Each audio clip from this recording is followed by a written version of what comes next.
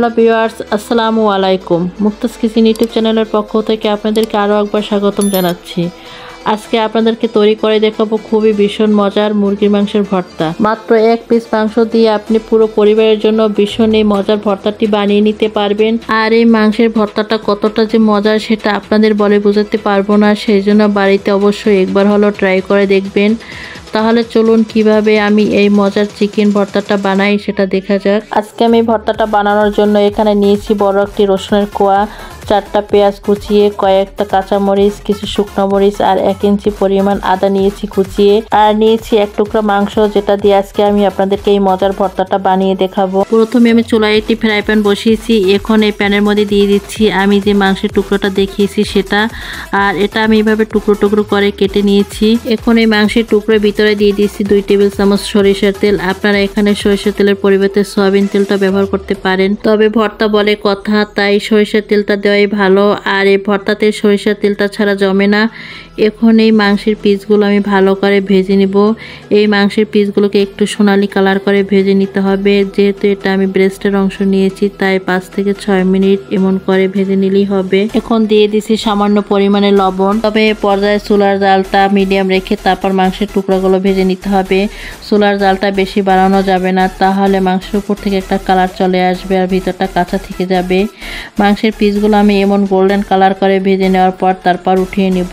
এখন এই একই তেলের ভিতরে দিয়ে দিচ্ছি রসুনের কোয়াগুলো, আর আমি রসুনের কোয়াগুলো একটু লালচে করে ভেজে নিব। এখন এর মধ্যে দিয়ে দিচ্ছি কাঁচামরিচগুলো, দিচ্ছি শুকনো মরিচ, আর দিচ্ছি আদার টুকরোগুলো, আরও দিয়ে নিচ্ছি 4-5টা যে পেঁয়াজ কুচিয়ে রাখছিলাম সেই পেঁয়াজ কুচিগুলো দিয়ে দিচ্ছি।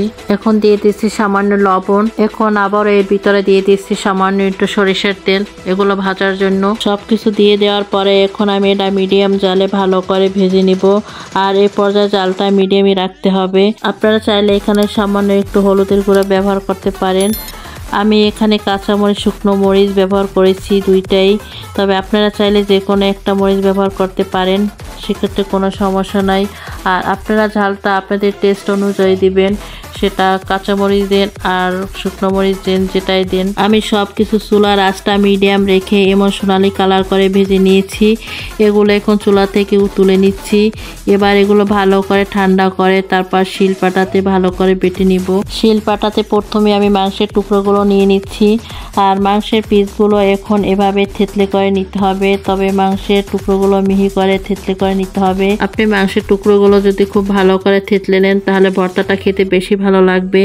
আমি মাংসের টুকরোগুলো এভাবে মিহি করে থেতলে নিয়েছি। এখন এগুলো আমি তুলে নিচ্ছি। এখন আমি শিলপাটার উপরে দিয়ে দিচ্ছি রসুনের কোয়াগুলো, দিচ্ছি আমি আদার টুকরোগুলো, আর দিয়ে দিচ্ছি শুকনো মরিচগুলো, দিচ্ছি কাঁচামরিচগুলো। এখন এই রসুন, আদা আর মরিচগুলো খুব মিহি করে বেটে নিতে হবে। এগুলো সব মিহি করে বেটে নিতে হবে, তা নাহলে খেতে ভালো লাগবে না।